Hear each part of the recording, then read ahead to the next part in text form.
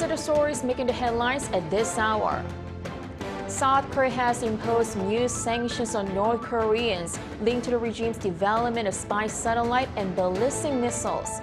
This comes in coordination with the U.S., Japan, and Australia, which all impose separate sanctions while vowing four-way cooperation against Pyongyang.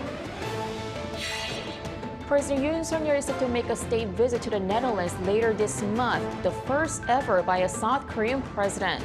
The trip will focus on expanding bilateral cooperation in the semiconductor industry.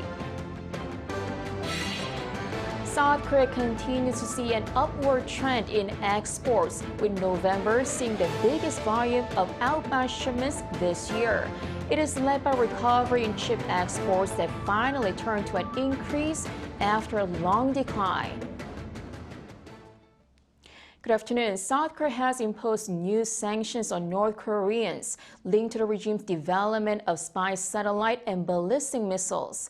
This comes in coordination with the U.S., Japan, and Australia, which all impose separate sanctions while vowing four-way cooperation against Pyongyang. Bae Eun-ji has more. South Korea has imposed new sanctions targeting 11 North Koreans involved in the regime's satellite and missile development.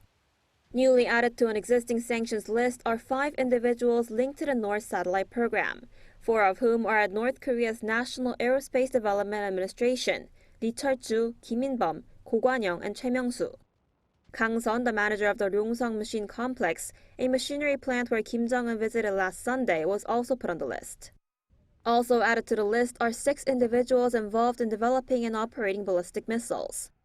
They include those at the Munitions Industry Department, Choi Il-hwan and Choi Myung-chul, head of the 727 Research Center Kim Yong-hwan, Lieutenant General Kim Jun-gyu of the Korean People's Army, manager of the Taesong Machine Factory Choi Byung-wan, and an official at the North Korean Embassy in Russia, Jin Su-nam. South Korea is the first in the world to issue sanctions on 10 of these individuals, except for Jin Su-nam. With the sanctions now in place, those wishing to engage in financial transactions with these individuals must obtain permission from the governor of the Bank of Korea or the Financial Services Commission. Announcing the measure on Friday, South Korea's foreign ministry said the government will continue to respond firmly to North Korea's illicit activities that pose a serious threat to national security. This marks the 13th time that the Yoon administration has imposed unilateral sanctions on North Korea. So far, since President Yoon took office, a total of 75 individuals and 53 agencies have been put on the sanctions list. The latest measure was issued in coordination with the U.S., Japan, and Australia, which all imposed separate sanctions on different North Korean individuals and organizations on the same day. The U.S. State Department said in a statement that this reflects the 4 countries' collective commitment to contesting Pyongyang's illicit and destabilizing activities. Bae Eun-ji, Arirang News. Washington's new list of sanctions includes cyber espionage group Kim Soo-ki. That group is accused of helping North Korea evade sanctions to support the regime's weapons programs. Lee Seung-jae has more.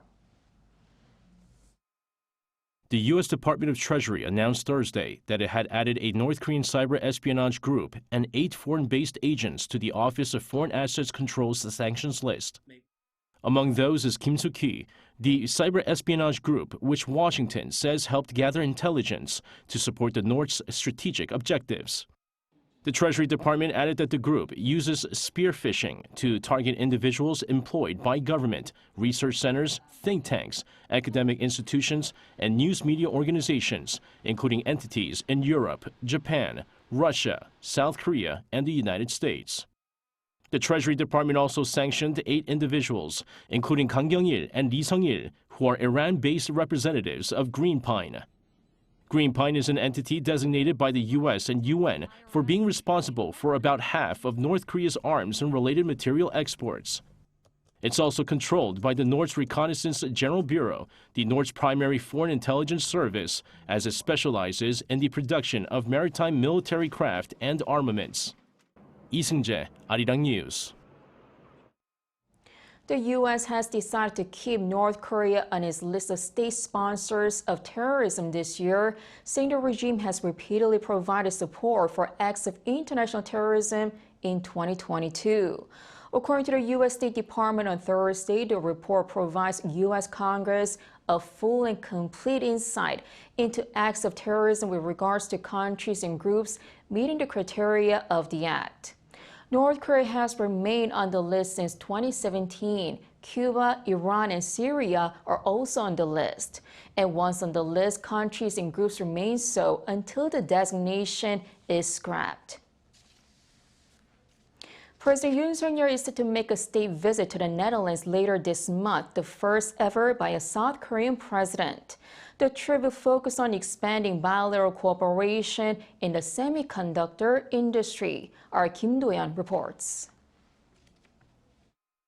President Yoon and First Lady Kim Gun-hee will make a state visit to the Netherlands on December 11th. According to the top office's press release on Friday, this will make Yoon the first South Korean leader to do so in 62 years of bilateral ties.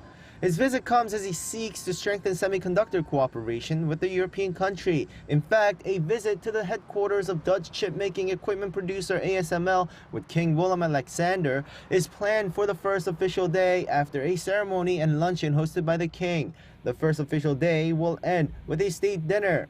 On the second day, President Yoon is set to travel to The Hague, the municipality of the Netherlands, in the morning for a joint meeting with the speakers of the upper and lower houses. He then will have a one-on-one meeting with Dutch Prime Minister Mark Rutte, as the two leaders will likely discuss economic security and semiconductor cooperation. A joint press conference, an MOU signing ceremony, and a government luncheon hosted by the Prime Minister are set to follow as well. The two will also visit the Mauritshuis Museum and the Aegean Peace Museum, which commemorates Korea's independence movement. In the afternoon, the president will return to Amsterdam to attend a meeting with Dutch war veterans and their families at the Amsterdam Royal Palace with the Dutch king. The Netherlands sent over 5,000 troops during the Korean War, which was before the establishment of diplomatic relations. There is also a business forum planned that will be attended by the Korean Economic Delegation and Dutch corporate representatives. As a last event, there will be a special cultural performance hosted by the South Korean government in Amsterdam with the Dutch king and the queen as the main guests.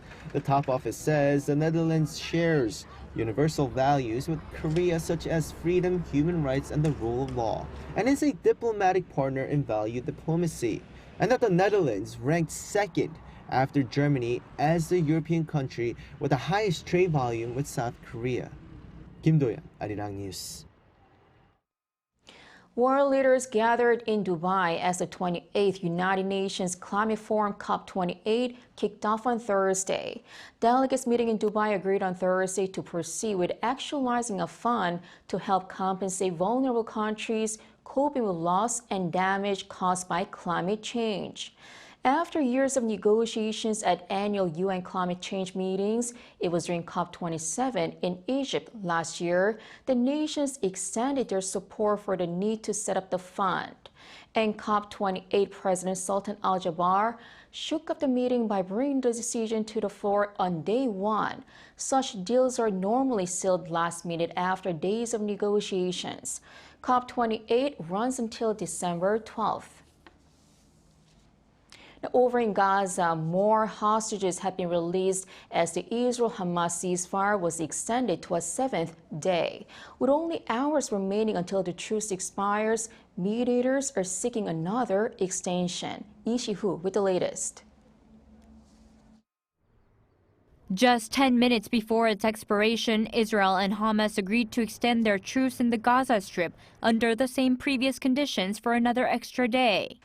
The Israeli Prime Minister's office said on Thursday that the truce will continue as Israel was given a new list of women and minors for potential release beforehand, though not mentioning an exact number.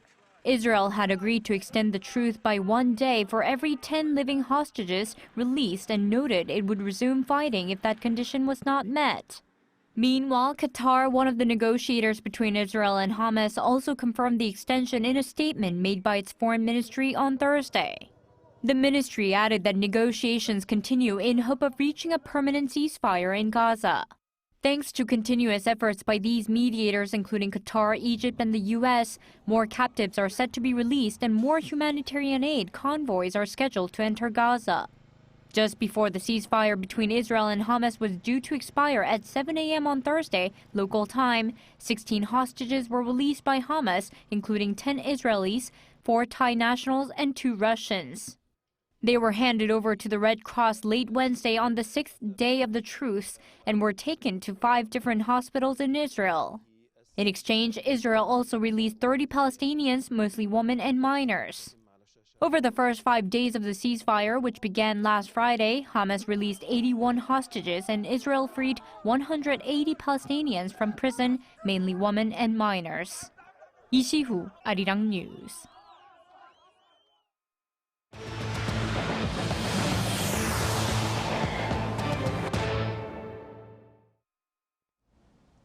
South Korea's cabinet on Friday passed a motion requesting parliamentary reconsideration of a controversial pro-labor bill and 3 other revisions to broadcasting laws. Prime Minister Han Duck-soo in a cabinet meeting on Friday expressed concerns over the pro-labor yellow envelope bill, stating it could promote illegal strikes where the broadcasting bills would harm the fairness of public broadcasting. The yellow envelope law aims to restrict companies from asserting claims for damages in valid labor union disputes, while revisions in broadcasting laws seeks to reduce the government's influence over public broadcasters. These bills were passed unilaterally by the opposition-controlled parliament last month. If President Yoon chooses to veto the opposition-led bills, this will mark the 3rd time he has exercised veto rights since taking office. South Korea continues to see an upward trend in exports, with November seeing the biggest volume of outbound shipments this year. It is led by recovery in chip exports that finally turned to an increase after a long decline. Park Gun-woo has the details. South Korea's exports rose for the 2nd consecutive month in November. According to the industry ministry on Friday, the total amount of exports last month jumped 7.8% on year to $55.8 billion, the largest so far this year. The ministry attributed this to surges in outbound shipments of semiconductors, one of the country's biggest export items, which saw an increase for the first time in 16 months. It also expects more to come as the price of memory chips has been rising since October, while demand for chips used for smartphones and AI is rising as well. Also, 12 other major export items, including automobiles, ships, and secondary batteries, all saw an increase compared to the year before. By region, outbound shipments to 6 out of 9 main exporting countries, including China and the US, jumped in November. Exports to China came to $11 billion, the largest this year, hovering above $10 billion for 4 consecutive months, led by a rebound in semiconductors in November, which account for around 30% of total exports to China. And thanks to further large export volumes of so-called eco-friendly cars to the US, exports reached $10.9 billion last month, also the largest to that region this year. Imports were down around 12% year-on-year to $52 billion, mainly due to a drop in imports of oil, gas, and coal. South Korea saw a trade balance surplus of $3.8 billion, staying in the black for the 6th straight month. That's also the largest trade balance surplus in 26 months. The industry minister said the positive figures came as a result of President Yoon's efforts in sales diplomacy, despite global difficulties, including high interest rates. He added the government would do its very best to lead the Korean economy to grow in 2024. Park Gun-woo, Arirang News. South Korea's overseas construction orders are booming thanks to strong demand in the Middle East. According to the Ministry of Trade, Industry and Energy, total overseas orders recorded from January to November amounted to $23.4 billion, a 13% jump from the same period last year. Orders from the Middle East rose more than threefold to $8.7 billion in the same period. The ministry attributed the growth to Korea's summit diplomacy with Middle Eastern countries over the past year. The ministry also said overseas orders are expected to reach the target level of $30 billion at the end of this year, adding that the government will make efforts to support that goal. Now, over in the U.S., latest consumer data suggests that inflation is slowing down. This adds more anticipation that the Federal Reserve will hold its key interest rate steady for now. Shin Yeon reports. New data on inflation, as measured by personal spending, showed price pressures are easing, likely giving the U.S. Federal Reserve more incentive to hold rates steady. According to a U.S. Commerce Department report released Thursday, the Personal Consumption Expenditures Price Index, excluding food and energy prices, rose 0.2% for October and 3.5% year-on-year. This is down from respective readings of 0.3% and 3.7% the previous month, and also in line with expert expectations by the Wall Street Journal. In addition, energy prices fell 2.6%. Goods prices saw a 0.3% decrease, while services rose 0.2%. On the services side, the prices of international travel, healthcare, food services, and accommodations saw the greatest gains. The PCE Price Index, a measure of prices that people living in the United States pay for goods and services, is often considered by the Fed in its policy making. Meanwhile, the New York Fed Bank President John Williams said on Thursday that tighter financial and credit conditions after the Fed raised its policy rate 5.25 percentage points in the last 20 months should help bring inflation down further.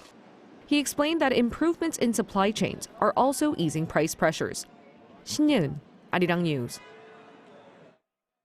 OPEC Plus member countries on Thursday agreed to cut oil production output in the first quarter of 2024 by 1 million barrels per day. The announcement was made as Saudi Arabia, Russia, and other members of OPEC Plus, who pump more than 40% of the world's oil, met online and issued the announcement on the voluntary cuts.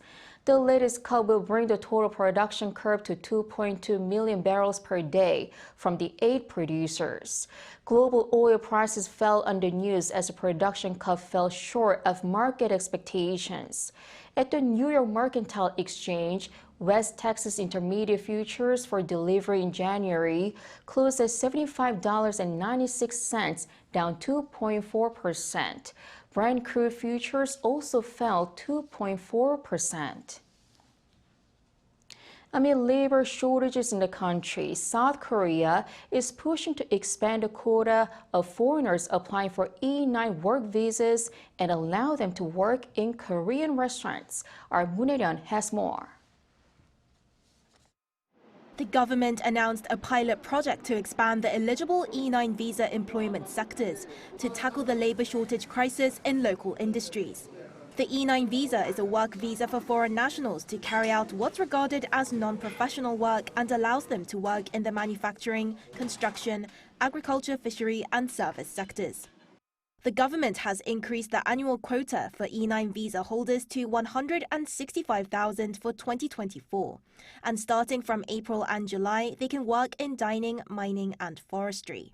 However, in the dining industry, only Korean food restaurants can hire E9 visa holders and are subject to specific requirements.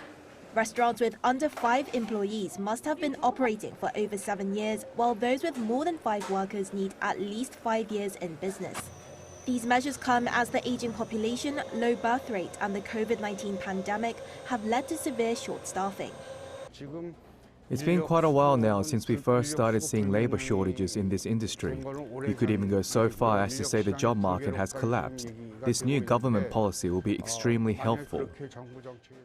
According to data released by Statistics Korea, the labor shortage in the dining industry has increased more than 5-fold over the past 3 years.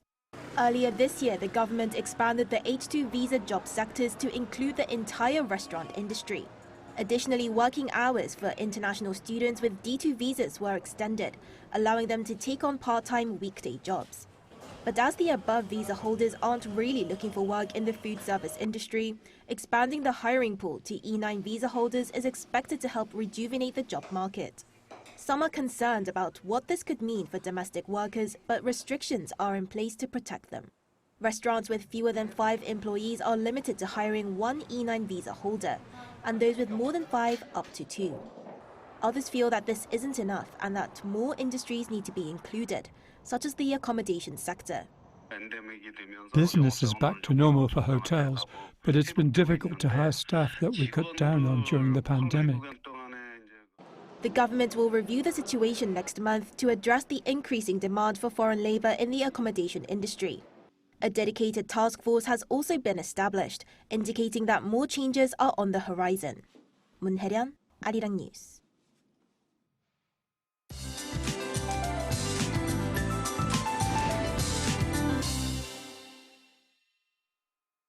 Good afternoon. December starts with a mid-winter-like note in many places. A cold wave advisory remains in place for Gangwon-do and surrounding regions, and a dry weather advisory remains in place for East Coast areas. Fire safety is a must around this time. Meanwhile, snow continues in the West Coast regions of Jeollado provinces and Jeju, which will continue into late this afternoon. But a mix of rain and snow will last through tonight on Jeju Island. And a heavy snow advisory is in place for parts of Jeollado provinces and mountainous regions in Jeju. Drive and walk with caution. Stay safe today. Afternoon highs are similar to a couple of degrees higher than yesterday. Gwangju tops out at 5 degrees Celsius. Seoul and Chuncheon will be topping out at 2 and 3 degrees respectively this afternoon. Sunny skies in store except in Jeollado and Jeju today. The air should feel much more comfortable from tomorrow afternoon. Then we can expect much more bearable temperatures next week. That's Korea for you, and here's a look at the international weather conditions.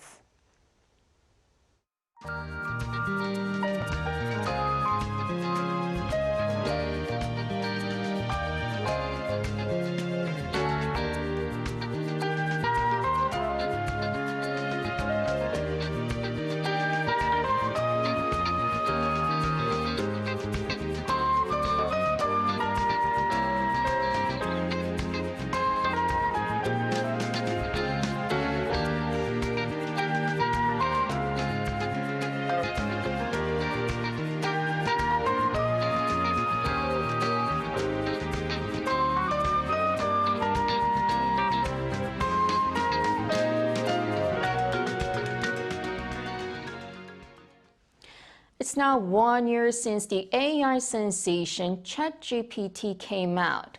The generative chatbot rapidly grew viral, reaching over 1 million users in just 5 days of launching. Now it is deeply and widely spread into our lives, from travel planning to writing songs. It's even generating parliamentary speeches and court rulings. Some say it is the greatest innovation in decades, topping the internet and iPhone. Well, what's behind the popularity? It's accuracy. The latest version passed law school exams among the top 10% of scores. But as much as it is impressive and useful, it is a challenge to humanity with misinformation and criminal uses, leading to calls for universal regulations for safe and ethical use. That is all for today. Thanks for watching.